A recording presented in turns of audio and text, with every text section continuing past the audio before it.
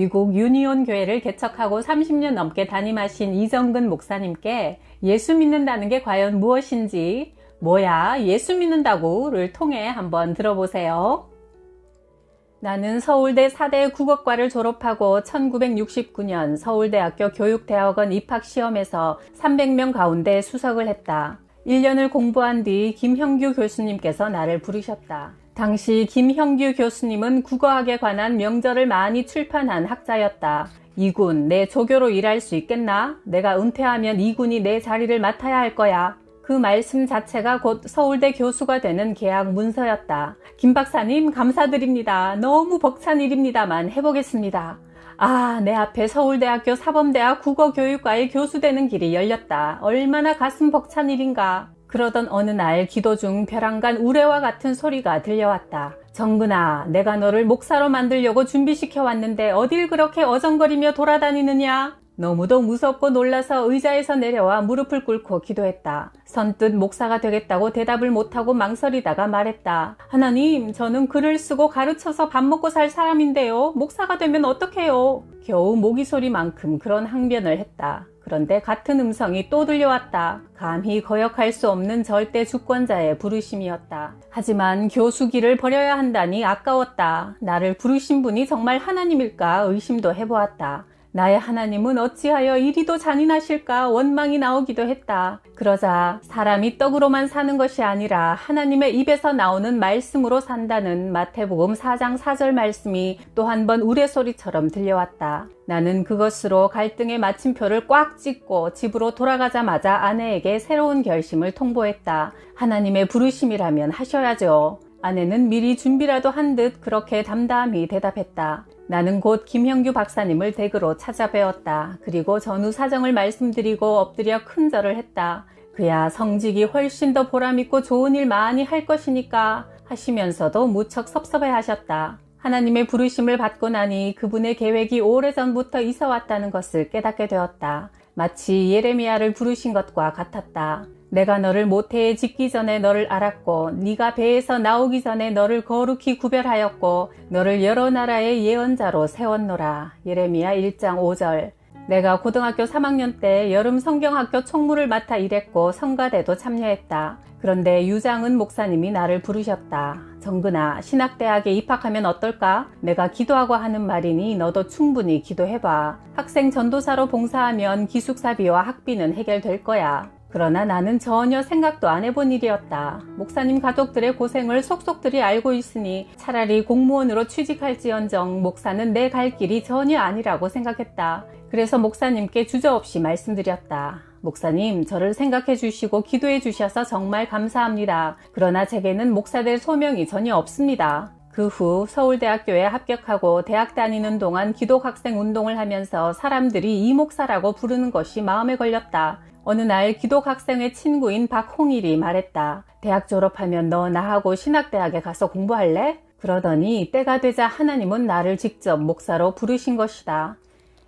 유니온 교회 청년이 한국에서 결혼하고 아내와 함께 왔는데 그 아내가 유방암 진단을 받았다. 남편이 병 낫기를 위해 기도 요청을 해왔지만 환자 본인이 목사가 집에 신방하여 기도하는 일을 반대했다. 몇 달이 흘러 이제는 죽음이 가깝자 의사가 치료를 포기했다. 남편이 아내의 영혼이 천국 가기를 원하여 목사님, 집에 오셔서 세례를 베풀어 주십시오 부탁했다. 환자 본인이 세례 받겠다고 하던가요? 아니요, 아직 아무 대답이 없어요. 그래서 그 집에 세례와 성찬 베풀 준비를 갖추어 신방을 갔다. 우리는 함께 찬송 부르고 기도하며 먼저 예배를 드렸다. 사람이 한 번 죽는 것은 하나님이 정하신 일이요 그 후에는 심판이 있다고 하셨습니다. 우리의 죄를 대신 지고 십자가에서 죽으신 예수 그리스도를 나의 구원자로 인정하고 마음에 모셔드리면 천국에 들어가는 자격을 얻지만 거부하면 지옥으로 떨어져 영원한 형벌을 직접 받을 수밖에 없습니다. 하늘 가는 밝은 길로 들어서려면 내가 말하는 대로 따라하세요. 나 이정숙은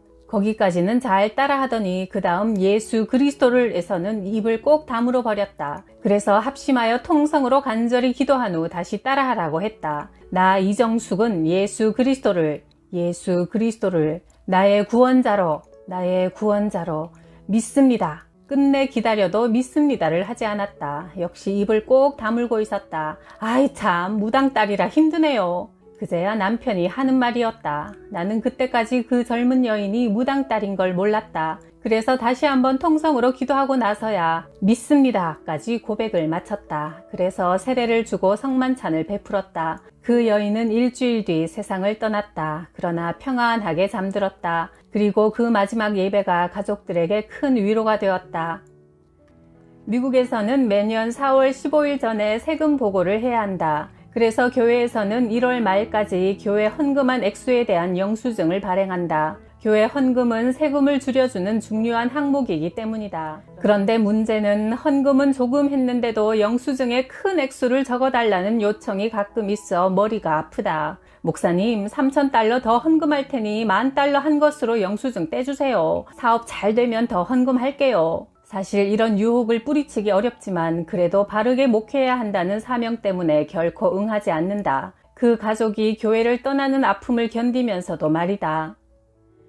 코비나 성결교회를 개척했다. 그 동네에는 한인들이 별로 살고 있지 않아 전도를 시작했다. 우선 영어로 된 전화번호부에서 김시성을 뒤져 전화하고 찾아갔다. 어느 도넛 가게를 찾아가니 서너 사람이 줄을 서서 기다리고 있었다. 안녕하세요. 이정근 전도사입니다. 이 근처에 교회를 개척하여 한번 인사드리러 왔어요. 그러자 주인이 눈을 뜨고 나를 쳐다보며 말했다. 아, 교회 사업 하시는군요. 그런데 미국에 와서 뭐 해먹을 일이 없어서 교회를 오픈하셨나요? 보아하니 외양도 단정하신데 그 힘든 일을 왜 하세요? 도넛 가게는 이래봬도 수입이 괜찮습니다. 속 썩을 일도 별로 없어요. 교회는 두통거리들이 많이 모여있어 목사가 평생 고생하더라고요. 게다가 교회가 아무리 커져도 목사는 항상 월급쟁이잖아요. 숨도 안 쉬고 하는 말이었다. 필시 문제 많은 교회에 나갔던 모양이었다. 전도하려면 논쟁을 피하라는 원리가 있다. 오늘은 인사만 하고 갈게요. 다음에 또 오겠습니다. 그러고 나오는데 이런 소리가 어깨너머로 들려왔다. 젠장 골이 비었지. 그 소리를 들으니 속에서 뭔가 우욱하고 올라오는데 어디선가 속삭이는 음성이 들려왔다. 그럼 네 골 가지고 목회하려고 했니? 네 골 다 비워라. 그 자리에 내 골로 채워주마. 그런 선물을 받으니 얼마나 즐겁고 감사한지 춤을 추고 싶었다. 그 뒤부터 목회는 예수님의 골을 가지고 하는 것이라는 사실을 되새겼다. 아니, 오히려 목회가 안정되어 편히 쉬거나 게으름을 필 때마다 그 음성이 경고가 되었다. 너 정말 내 골 가지고 목회하는 거냐? 그런 심정으로 목회하자 황무지에서 교회를 개척한 지 석 달이 지나면서 이곳저곳에서 사람들이 오기 시작하여 6개월이 되면서 60명 정도가 예배 드리게 되었다. 그 정도면 이민교회로서는 규모가 잡혔다고 할 수 있다. 그 후 다시 유니온 교회를 개척하여 30년 동안 주님의 골과 심장으로 목회하려고 애썼다. 한국에서 부흥 집회를 마치고 미국으로 오는 비행기를 탔다. 나는 옆에 앉은 나보다 늙어 보이는 누님에게 말을 걸었다. LA에 사세요? 서울 삽니다. 딸이 미국에 사는데 해산날이 가까워 도우러 갑니다. 무뚝뚝한 목소리였다. 아주머니, 저는 목사인데 혹시 종교가 있으세요? 네, 댁은 타력 종교이고요. 저는 자력 종교입니다. 신경질이 조금 더 붙어 있었다. 내가 예수쟁이라는 것이 그 누님의 심기를 건드린 것 같았다. 이 찰거머리 같은 남자가 10시간 비행기 여행을 잡쳐놓을 것 같았기 때문인 모양이다. 내가 말했다. 그렇습니다. 불교는 자력 종교이지요. 자기 힘으로 참선하고 수양하고 선을 쌓아서 해탈에 이르러야 하는 종교니까요. 그러나 기독교는 하나님이 도와주셔야 인간이 살 수 있고 특히 영원한 생명을 얻게 되는 타력 종교지요. 마치 자동차가 저절로 구른다고 하여 자동차라고 이름 붙였지만 어디 휘발유가 없으면 가게 되던가요? 예수님은 배터리와 같다고 할 수 있지요. 아무리 값비싼 시계라 해도 배터리가 죽으면 아무짝에도 쓸모없지요. 예수님을 영혼의 배터리로 모시고 우리는 살아갑니다. 영원히 꺼지지 않는 배터리지요. 거기까지 듣던 아주머니가 이렇게 말했다. 그렇잖아도 사위가 골수분자예요. 장모의 구원을 위해 작정기도를 한다나요? 오늘 목사님을 만나 뵙게 된 것도 불가에서 말하는 인연인가 봐요. 예수 믿으면 꺼지지 않는 영혼의 배터리를 가지고 성령이라는 휘발유의 힘으로 인생을 달리는 것이다.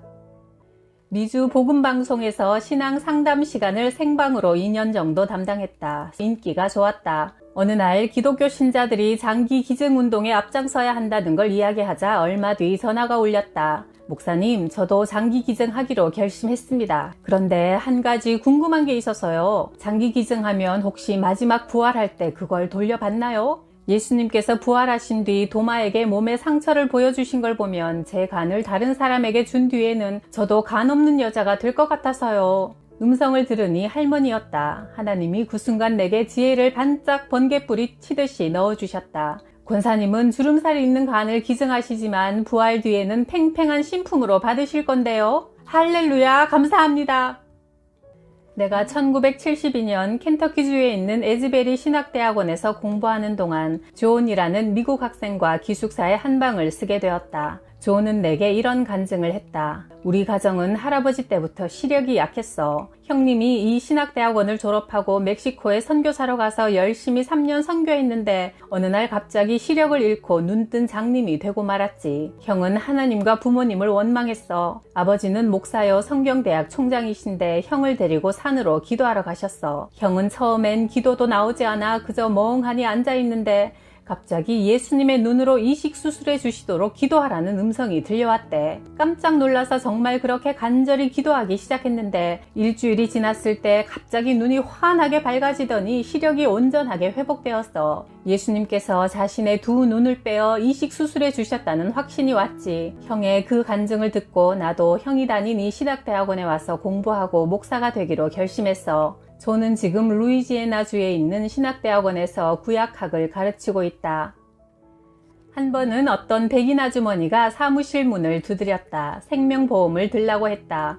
목사님들은 보험료 부담이 상당히 적습니다. 그러니 이번 기회에 꼭 드세요. 목사들을 위한 특별한 상품입니까? 그게 아니라 목사님들은 평균 수명보다 7년 이상 더 오래 사시기 때문이에요. 하늘나라의 행복을 설교하는 사람이지만 이 땅에서 오래 산다는 것도 좋은 뉴스였다. 평균 수명 계산에 사업의 성패가 달려있는 게 생명보험이니 그건 사실 그대로라고 믿을 수 있다.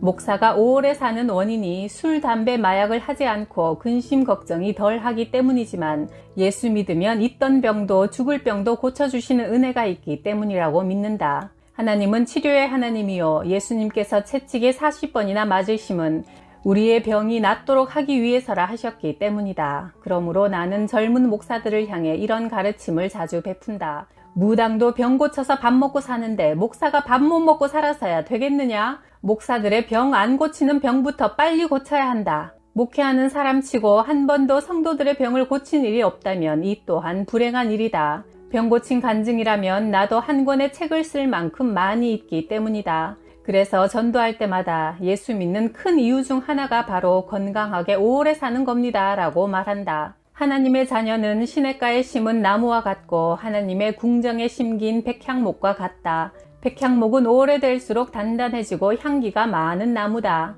그는 늙어도 여전히 열매를 맺으며 진액이 풍부하고 빛이 푸르도다. 시편 92편 14절. 친구 목사의 교회에서 장로 5분이 임직식을 하는데 목사가 그들에게 안수하고 각종 패를 주고 각 기관에서 선물과 꽃다발을 주며 잔치 분위기였다. 내가 축사하러 올라가서 말했다. 축사 대신 조사를 하겠습니다. 나는 안수식의 성경적 기원을 간략하게 풀어주었다.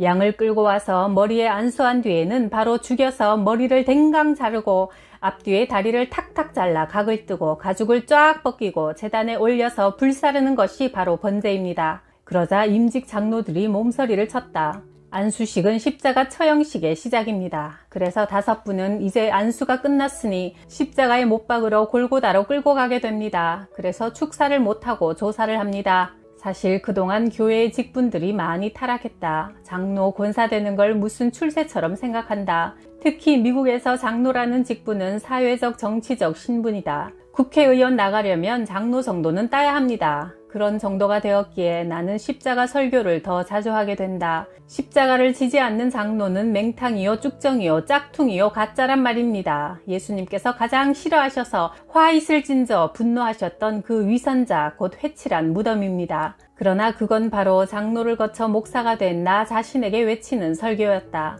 목사가 예수님처럼 살라고 설교하면서 십자가 지는 것을 피한다면 그건 나이록 목사, 맹탕 목사, 쭉정이 목사, 가짜 목사, 짝퉁 목사, 위선 목사, 사꾼 목사, 그리고 사탄의 하수인일 뿐이라는 선언이다. 해외 한인 교회들이 항상 자부하는 것이 있다. 일본인은 가는 곳마다 회사를 세우고 중국인은 식당을 열고 한국인은 교회를 세운다는 주장이다. 교회를 먼저 세우면 사업과 식당은 저절로 따라붙게 된다. 그래서 나는 한국인은 사랑 생산 민족이 되어야 한다. 한국은 사랑 수출 국가가 되어야 한다고 주장을 한다. 전자제품이나 자동차 등만 수출하는데 온 정신을 팔다 보면 일본처럼 내리막길에 들어서기 쉽다. 십자가의 사랑을 수출하는 나라, 그래서 온 지구를 하나님이 기뻐하시는 세상이 되도록 선도하는 나라를 만드는 것이 한국교회의 막중한 사명이다. 그처럼 하나님 보시기에 바른 목표를 추구할 때 복을 받아 부강한 국가가 될 것이다.